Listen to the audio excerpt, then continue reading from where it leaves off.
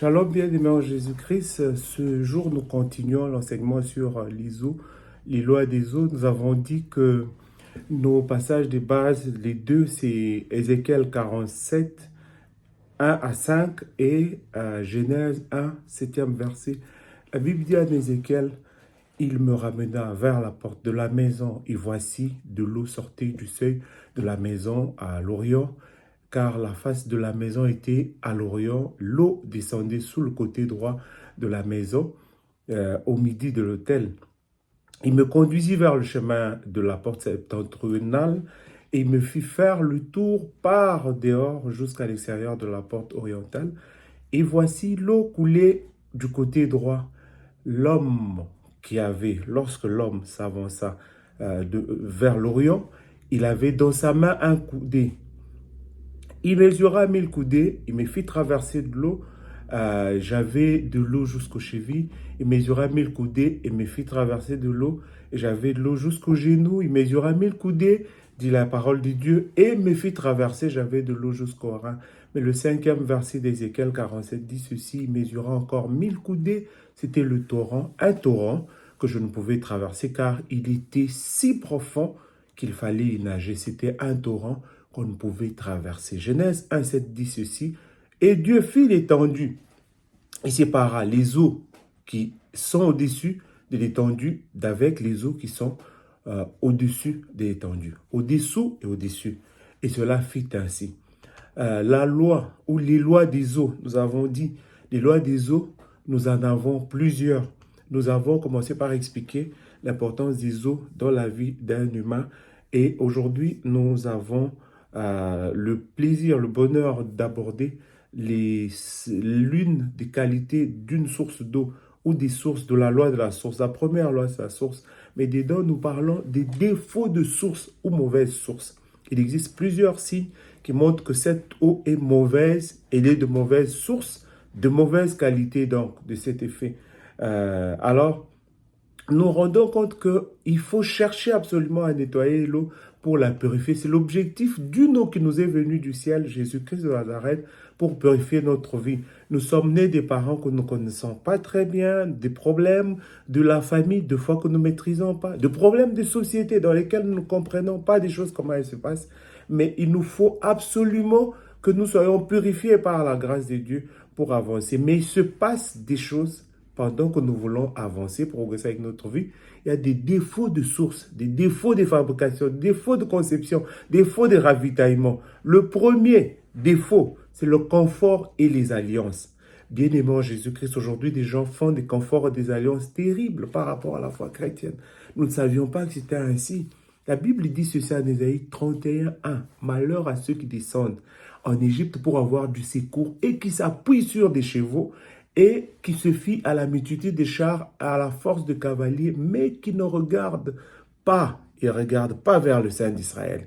Ils ne cherchent pas l'Éternel. La Bible dit, lui aussi, cependant, il est sage.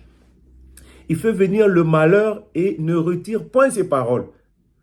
Et il s'élève contre la maison des méchants et contre des secours de ceux qui commettent l'iniquité. L'Égyptien, l'homme et l'homme, et non Dieu. La parole de Dieu le dit, ces chevaux sont chars, ils sont chairs et non esprits. Quand l'Éternel étendra sa main, le protecteur chancellera, le protégé tombera et tous ensemble y périront. Ne te fie pas à un homme. Les alliances avec des hommes aujourd'hui sont à la base des problèmes. L'Éternel est le meilleur rempart, la meilleure protection. La deuxième mauvaise qualité d'eau, la deuxième mauvaise source, le défaut de fabrication, c'est les influences et les apparences religieuses. Aujourd'hui, la Bible dit, en Matthieu 7, 13, « Entrez par la porte étroite, car large est la porte, et spacieux est le chemin qui mène à la perdition. » Et il y en a beaucoup qui rentrent par là, mais en réalité, ils se perdent. La Bible dit, « Gardez-vous de faux prophètes. Ils viennent à vous en vêtements des brebis, mais dedans, ce sont des loups ravisseurs. » C'est ça que nous vivons aujourd'hui.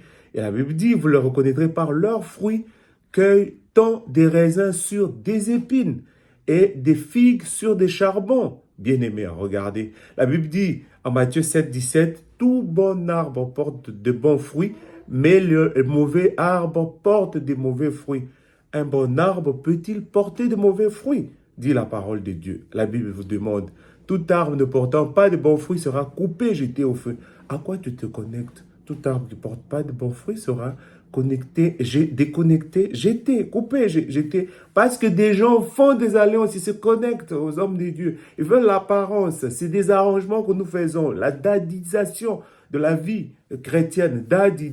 Mais derrière, toutes des pratiques occultes, mauvaises, méchantes. Non. Connecte-toi à la bonne source pour avoir de l'eau pure. Parce que le Seigneur dit, ceux qui me disent Seigneur, Seigneur, n'entreront pas dans le royaume des cieux, mais ceux-là qui font la volonté de mon Père qui est dans les cieux. Plusieurs me diront ce jour-là, Seigneur, nous avons servi. Et je leur dirai, serviteurs de l'iniquité, vous m'avez jamais servi. Nous avons la troisième défaut. Le troisième défaut, je veux dire, la troisième mauvaise qualité d'eau, c'est bien, mais bien aimé, c'est l'harmonisation des vues, les compromis culturels et religieux.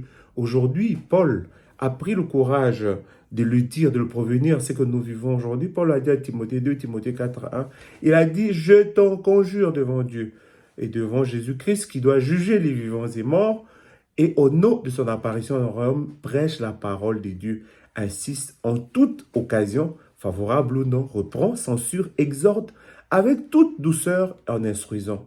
Bien-aimé en Jésus-Christ. Paul ajoute, il dit, de Timothée 4, 3, il dit, car il viendra un temps où les hommes ne supporteront plus la saine doctrine. Ils trouveront des arrangements, mais ils auront plutôt, ayant la démangeaison d'entendre les choses agréables, ils ne se tourneront vers une foule de docteurs selon leurs propres désirs. Aujourd'hui, des gens se retournent vers des ententes selon leur plaisir, veulent entendre ce qu'ils veulent. La Bible dit, deux tourneront l'oreille de la vérité, se tourneront vers les fables, les choses, des scénarios. Ils veulent voir des scénarios. Ah, tomber, faire ceci. Et nous le voyons dans le monde entier, que ce soit en Europe, en Afrique, en Amérique, en Océanie, au Moyen-Orient, partout. Derrière l'histoire biblique, toutes les aventures sont aujourd'hui connues et vécues. Et Paul dit, pour moi, je te conseille, toi, de rester sobre en toutes choses, supporter les souffrances. Ceux qui prêchent la saine doctrine sont dans la souffrance, ils ne sont pas dans les compromis avec des gens, les influences. Non, c'est le cœur. Notre cœur doit être pur devant Dieu pour que notre source soit pure et qu'on voie le jour du Seigneur. Car pour moi, dit Paul, je sers déjà des patients et le moment de mon départ approche. Même si je pars, Paul dit, il dit aujourd'hui, de Timothée 4, 7, il dit, j'ai combattu le bon combat, j'ai achevé la course, j'ai gardé la foi. Et il a ainsi dit, la couronne de victoire, de succès m'est réservée.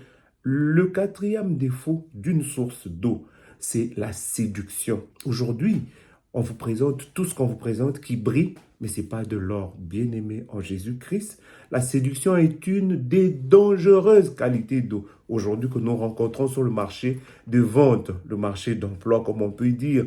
Aujourd'hui, nous voyons que beaucoup de gens autour du Christ, autour du royaume des dieux, autour de la foi chrétienne, de la spiritualité, de la recherche, du soutien, où m'appuyer. Qu'est-ce que je serai après-demain? Alors que nous leur disons, le christianisme, la foi en Jésus-Christ est la seule doctrine qui nous dit où est-ce que nous irons après aujourd'hui. Mais ces gens s'attachent à des doctrines de séduction, ils restent dans la séduction, l'influence des multimédias, ainsi de suite, tout ce que nous vivons, oubliant que le Seigneur jugera les vivants et morts. Il ne veut pas que nous soyons séduits. Et le Christ l'a averti, il a donné l'avertissement à Matthieu 23, 39, quand les disciples lui disent, Seigneur, tu es bien en train de partir. Nous voyons, il a terminé, sortez du temple de Jérusalem. Quand vous êtes sur le temple de Jérusalem, vous voyez la beauté du temple. Aujourd'hui, ce qui reste le Western Wall, le mur oriental, quand vous regardez ce mur, le seul mur qui reste, je veux dire, quand vous le regardez, vous voyez la grandeur, l'immensité du temple. Alors, quand il partait, Jésus allait au sortir du temple, dit la parole de Dieu en Matthieu 24, 1. La Bible dit, ses disciples s'approchèrent pour lui en faire remarquer la construction, la beauté. Même aujourd'hui que le temple est détruit, il reste un seul mur. Quand vous regardez, vous voyez l'immensité de la grandeur, de la construction de Salomon. Mais quand vous regardez, la Bible dit, mais il leur dit, voyez-vous tout cela? je vous le dis en vérité, il ne restera pas ici pierre sur pierre qui ne soit renversé. Il s'est assis sur la montagne des Oliviers, et les disciples vinrent en particulier lui demander, dis-nous, quand cela arrivera-t-il et quel sera le signe de son avènement et de la fin du monde, de ton avènement et de la fin du monde. Bien-aimé Jésus-Christ, Jésus-Christ leur répondit en disant, prenez garde que personne ne vous séduise. Matthieu 24, 4. La Bible dit, car plusieurs viendront sous mon nom, disant, c'est moi qui suis le Christ, et séduiront beaucoup de gens, et vous entendrez parler des guerres, des bruits de guerre. Gardez-vous des troublés, car il faut que ces choses arrivent, mais ce ne sera pas encore la fin. C'est des signes des temps de la fin. La séduction, elle s'est accrue. Elle passe par les habits, par les médias, les réseaux sociaux. Elle passe par les amitiés, les connexions entre des pasteurs et des prophètes, les connexions des docteurs, des anciens, des évangélistes, des apôtres, la dadisation et le changement des choses. Que je te connecte, ainsi de suite. Les clics entre des gens. Ce n'est pas ça la foi en Dieu. Ce n'est pas ça la bonne qualité, la bonne source d'eau. Connecte-toi à la bonne source. Attention à la séduction. Que le Saint-Esprit à qui nous faisons confiance, qui guide nos vies, qu'il te protège, bien-aimé, qui te guide vers la bonne source pour que ta foi en Jésus-Christ prenne de la hauteur et que tu retrouves la qualité de la source parce que tu es une eau, l'eau des dessous qui a été bénie par l'Éternel, parce qu'il dit en Genèse 1:20 que l'eau produit toutes sortes d'animaux. Les poissons sont nés des eaux. Les richesses sont dans les eaux. Et l'ange des eaux est là pour assurer la sécurité. Et quand nous nous réclamons, nous sommes cette eau. Et celle qui est sortie de la maison vers nous est venue pour nous purifier. Nous n'avons pas encore attaqué le passage de Ézéchiel 47, 5e verset, de 1 à 5. Mais nous expliquons pour dire l'eau est une richesse que nous avons. Nous sommes ces eaux qui étaient des eaux sauvages, mais qui ont été purifiées par la présence de Jésus de Nazareth, qui donne l'eau de vie, l'eau pure à notre vie. La gloire de cette deuxième maison devrait être plus grande que celle de la première. Nous, à qui la parole de Dieu, l'évangile est venu, les nations, nous avons le devoir de rester fermes dans notre foi. Nous avons le devoir de chercher la pureté, la sanctification de notre vie pour que nous puissions plaire à celui qui donne la vie et qui peut l'arracher. Que le Seigneur vous bénisse. Au nom de Jésus-Christ. Amen.